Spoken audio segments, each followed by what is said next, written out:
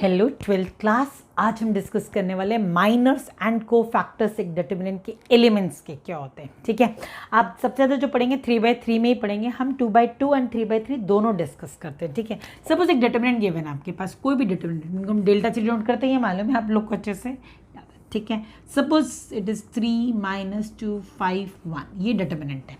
जितने एक डिटर्मिनेंट के एलिमेंट्स हैं उतने ही उसके माइनर्स होते हैं, या that means every element has got its respective minor and even respective cofactor. बिल्कुल, तो जितने एलिमेंट्स, एवरी एलिमेंट का एक एक, हर का सिंगल ऑब्वियसली रिस्पेक्टिव। अब सपोज मुझे चाहिए what is the minor of 3, I am asking. ठीक है, I want to know minor of 3।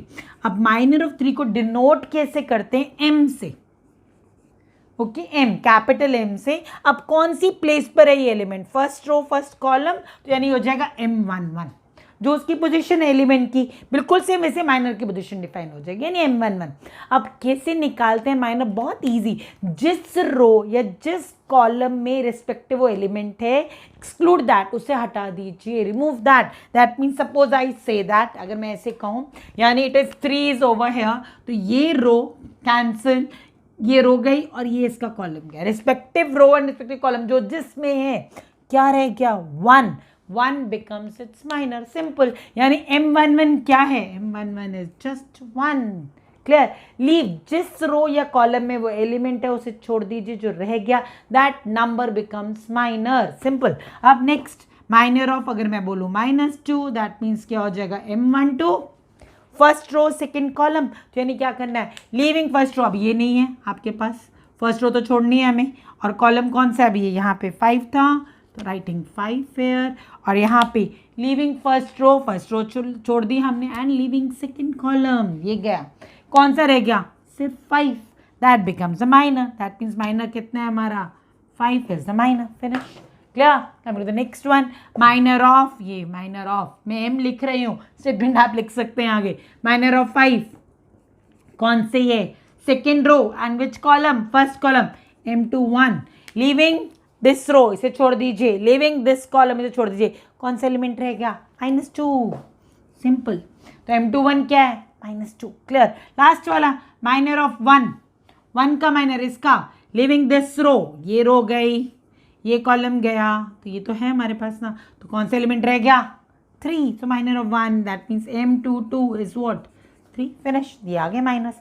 अब इसकी को फैक्टर्स क्या होते हैं? ध्यान से, मैं इसके आगे ही लिख रही हूँ, ये minors, these are minors, and I am writing cofactors. ये माइनस आ गए आपके पास। अब को फैक्टर्स अगर मैं बोल रही हूँ, को फैक्टर सिंपल, को फैक्टर क्या होता है? ध्यान से सुनेंगे। Multiply every minor, listen, okay, multiply every minor with -1 to the power I plus j।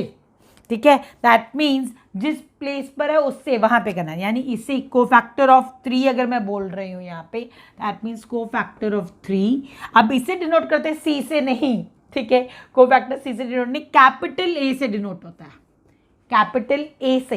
हम एलिमेंट को स्मॉल ए से करते हैं, इसलिए कंफ्यूजन नहीं चाहिए बिल्कुल भी। हम मैट्रिक्स को कैपिटल ए से, डिटर्मिनेंट को भी कैपिटल ए बी सी से डिनोट करते हैं। डिटर्मिनेंट के लिए तो हम ऑब्वियसली बार्स में लिखेंगे कैपिटल ए, मैट्रिक्स को कैपिटल ए से डिनोट करते हैं, और एलिमेंट्स किससे डिनोट करते हैं? स्मॉल अल्फाबेट से। लेकिन माइनर और कोफैक्टर कैपिटल से डिनोट किए जाते हैं, कैप्स, ये याद रखेंगे। ठीक है, सो कोफैक्टर ऑफ 3, यानी अब कौन सी प्लेस पर है ये? 1 तो यानी यहाँ पे लिखेंगे A11, दिस इज A11, और ये कैसे मिलेगा? मैम यहाँ लिख रही हूँ -1 to the power of I plus j। ये आपकी I और j, this is your I and j। A जो है वो है AIJ, ये कोफैक्टर है, जनरल कोफैक्टर क्या है आपका? AIJ। This is your I, this is your j। Simple, तो यानी क्या हो जाएगा? -1 की पावर 1 + 1 इंटू माइनर, यानी माइनर कितना है हमारा? कितना था? यानी मैं यहाँ पे लिख देती हूँ इंटू M11, मल्टीप्लाई करेंगे तो क्या मिलेगा? -1 की पावर 2 इंटू 1। M11 कितना है? 1 ना, तो इंटू 1, तो कितना होगा? -1 की पावर 2 पॉजिटिव है क्योंकि पावर इवन है, और इंटू 1, तो यानी क्या हो जाएगा? माइनर इज ऑल्सो व्हाट, मतलब सॉरी, माइनर भी 1, कोफैक्टर भी क्या मिला हमें? 1। क्लियर? आप जरा यहाँ चेक करें इसका, यानी मैं इसके अकॉर्डिंग रिस्पेक्टिव में लिख रही हूँ A12, M12 तो क्या है? A12 क्या हो जाएगा, A12 ये आपका फर्स्ट वाला था, इसको इधर कर देते। A12 क्या हो जाएगा, -1 की पावर ये I ये J 1 + 2 -1 की power I + J into what, M12 यही है ना। तो यानी क्या बन जाएगा, -1 की पावर 1 + 2 यानी 3, नेगेटिव नंबर की पावर ऑड तो क्या रहेगा माइनस, यानी -1 इंटू दिस यानी क्या मिलेगा मुझे, -5। सिंपल सी बात है, क्या मिला, -5। सिमिलरली यहाँ का क्या हो जाएगा, अब इट विल बिकम A21 क्या हो जाएगा, -1 की power 2 + 1 into what, -2। How much is that, ये अगेन पावर ऑड है तो क्या हो जाएगा, this become negative, negative into this is just 2। और लास्ट वाला A22 क्या देगा, -1 की power 2 + 2 that becomes 4 which is positive, power even तो पॉजिटिव नंबर रहेगा मतलब -1 + 1 बन जाएगा इंटू 3 तो इट इज जस्ट 3। अब यहाँ ध्यान से देखते जाएंगे, एक चीज़ बता रही हूँ बहुत सिंपल, उसके बाद तो कहूँगी आप नहीं, अगर आपको कैलकुलेट करने के लिए बोला जाए ज़्यादा देन आपने टाइम देना है उसको, मतलब एक एक स्टेप लिख के दिखाना है ऐसे। लेकिन अगर आपको डायरेक्टली बोला है सपोज 1 मार्क में है तो आपको इतना टाइम वेस्ट करने की जरूरत नहीं होती, आपको सिंपल समझना है। यानी हम इनके माइनर्स अगर लिखेंगे तो क्या है, M11 क्या हो रहा है यहाँ पे देखेंगे, 3 का क्या हो जाएगा 1, M12 लिखेंगे तो क्या हो जाएगा सीधा, इसका क्या हो जाएगा 5, M21 लिखेंगे तो इसका क्या हो जाएगा -2 और M22 लिखेंगे तो 1 का क्या हो जाएगा 3। यानी क्या कि हमने डायगनली प्लेस चेंज कर दी बस, 3 का 1, 1 का 3 हो रहा है, -2 का 5, 5 का -2, ये माइनर्स हो गए आपके सीधे। आपने डायगनली प्लेस चेंज 2/2 की बात कर रही हूँ मैं, और अगर A11 बोल रही हूँ मैं यहाँ पे, यानी किसकी बात कर रही हूँ मैं, आप कोफैक्टर्स की। अगर कोफैक्टर्स की बात करें तो आपने सिंपल देखना है जिनका सम, ये I + J का सम अगर इवन है तो कोई साइन चेंज नहीं, अगर ऑड है तो sign change, that means 1 1 even as it is, 1 2 odd change the sign, that means y becomes -5, 1 2 this is not 1 2 2 1, यहाँ पर 2 1 again odd change the sign, -2 की जगह क्या हो जाएगा +2, 2 2 it's even, no sign change, that is it। ये आपके miners and cofactors. अब 3/3 हैव अ डिटर्मिनेंट, ठीक है, एक डिटर्मिनेंट लेते हैं हम यहाँ पर, सपोज 2 -5 0 1 9 6 -1 -2 एंड 0, ये डिटर्मिनेंट है हमारे पास। अब it has got how many elements, 9 elements, यानी कितने माइनर्स होंगे 9, every element has got a respective minor. आप सीधा लिख के चले जाए यहीं पे डायरेक्टली, पहले यहाँ पे इट इज M11। अब M11 यानी फर्स्ट रो और फर्स्ट कॉलम का एलिमेंट उसका minor, first row first column के एलिमेंट का माइनर। तो हमने क्या सीखा, माइनर कैसे निकलता है, minor is that number which we obtain by excluding the respective row and column, उसके बाद जो रह गया।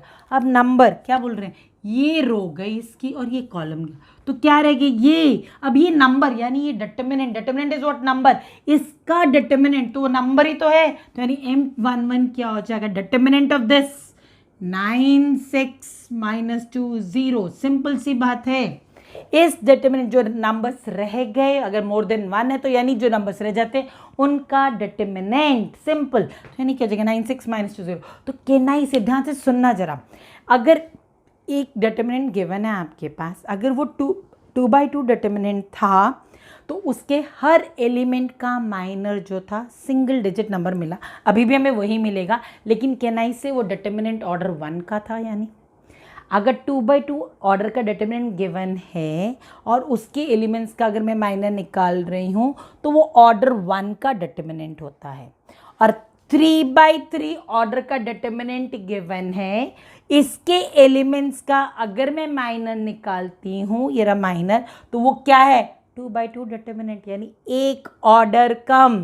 क्लियर, एक ऑर्डर कम। इसका ऑर्डर कितना है 3, इसका ऑर्डर कितना है 2, ठीक है ना। वहाँ पे ऑर्डर जब 2 था जैसे ऐसे था तो हमने ये रो और ये कॉलम छोड़ दिया, तो ये क्या है सिंगल एलिमेंट, यानी सिंगल ऑर्डर डिटर्मिनेंट एलिमेंट, तो यानी एक ऑर्डर हुआ ऑर्डर 1, यहाँ पे ऑर्डर 2, ऑलवेज एक लेस, आपसे ऐसे पूछा जा सकता है वहाँ पे, ठीक है।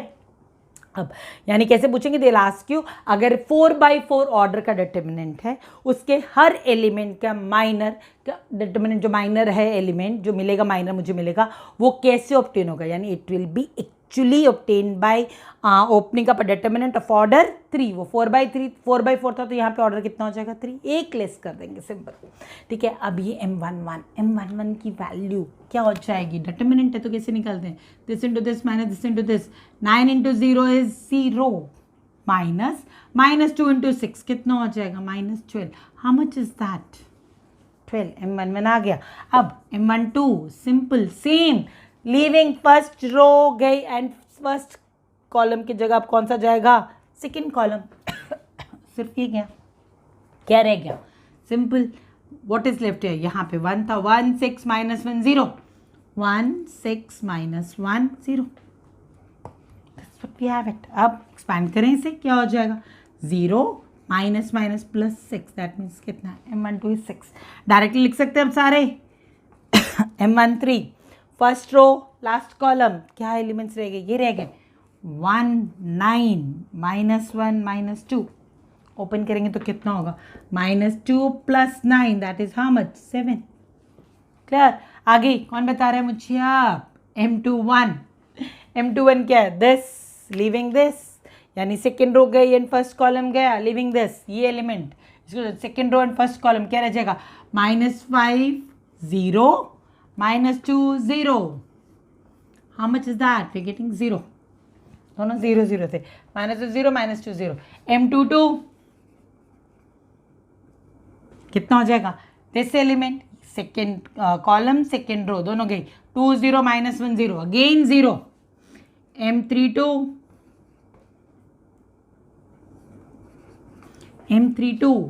तो हमारे पास 32 नहीं 2 3, सेकेंड रो थर्ड कॉलम चल रहा है अभी, तो सेकेंड रो थर्ड कॉलम ये एलिमेंट 2 -5 -1 -2, यानी -4 -5 माइनस ना, ध्यान से, इट इज 2 इंटू -2, ये आपको क्लियर दिखे,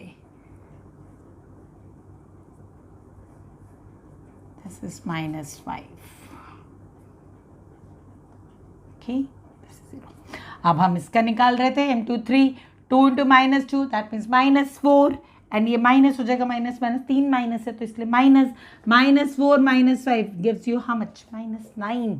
last come to the next one, M31 क्या हो जाएगा, M31 इक्वल्स टू फर्स्ट इसका, दिस इज -30 एंड ये तो खत्म, दैट मीन्स -30। M32 आप डायरेक्टली निकालते चले जा सकते ना, ये 12 एंड ये गॉन। M33 कितना हो जाएगा लास्ट एलिमेंट का, 18 + 5 becomes how much, 23।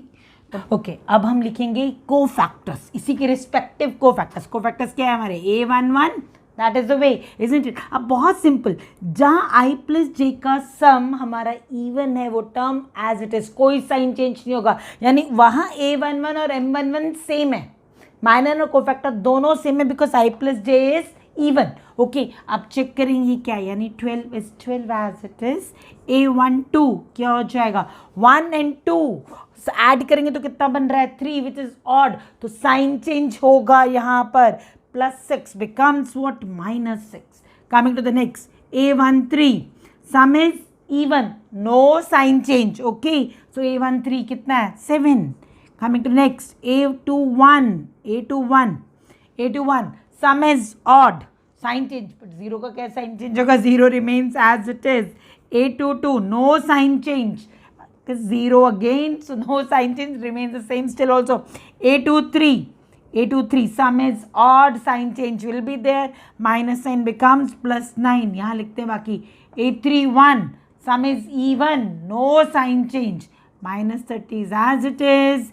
A32 sign change होगा, and A33 no sign change।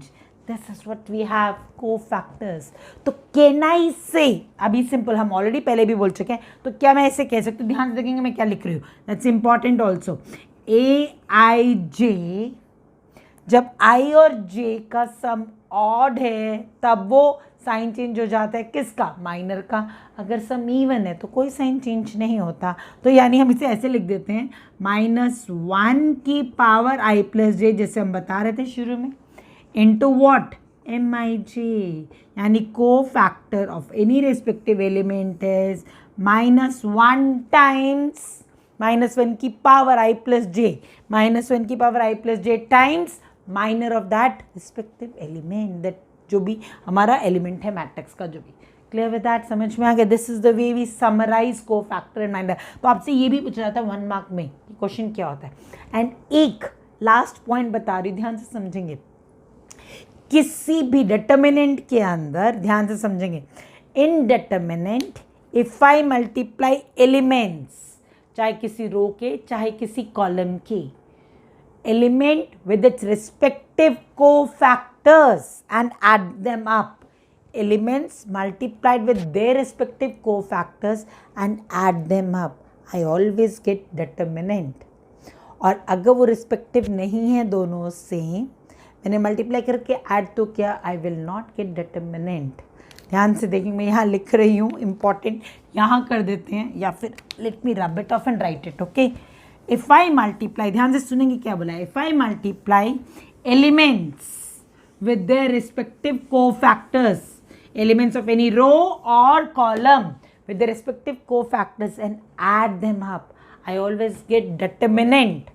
क्या मिलता है मुझे? डिटर्मिनेंट। सपोज मैंने फर्स्ट रो की बात की, फर्स्ट रो के एलिमेंट्स क्या हैं, A11, ये फर्स्ट एलिमेंट, इसी को इसी के रिस्पेक्टिव कोफैक्टर से मल्टीप्लाई किया, प्लस सेकेंड एलिमेंट क्या, रो का A12, उसी के रिस्पेक्टिव कोफैक्टर से मल्टीप्लाई किया, प्लस थर्ड क्या है A13, उसी के रिस्पेक्टिव कोफैक्टर से मल्टीप्लाई किया, then this is equal to determinant. या सपोज अब मैं कॉलम ले लेती हूँ, अगर मैंने कॉलम लिया थर्ड कॉलम और मे बी मैंने सेकेंड कॉलम के उसके कोफैक्टर्स ले लिए, फिर क्या मिलता है, कॉलम थर्ड कॉलम मीन्स यहाँ से शुरू, तो वो क्या हो जाएगा, A13, first column, first row third column के एलिमेंट A13, अगर मैंने यहाँ इसके लिए वहाँ पे कोफैक्टर्स लिए तो क्या हो जाएगा, ये A12 capital cofactor, plus second ये क्या हो जाएगा, दिस इज A23, और मल्टीप्लाई किससे करें हम, कैपिटल A22 से, लास्ट वाला क्या हो जाएगा, A3, this is third row and third column A33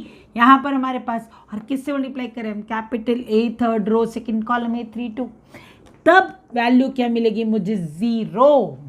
अगर मैंने एलिमेंट्स को उन्हीं के रिस्पेक्टिव कोफैक्टर से नहीं मल्टीप्लाई किया तो वैल्यू क्या होती है, हमेशा 0। अगर एलिमेंट्स को उनके रिस्पेक्टिव कोफैक्टर से मल्टीप्लाई करूंगी तो मुझे डिटर्मिनेंट की वैल्यू मिलती है, याद रखेंगे, this is again important. So with this I think so exercise 4.3 if I am not 4.4 ये फिनिश होती है, इसके साथ अच्छे से ख़त्म करेंगे। It's very important and keep practicing. Bye bye.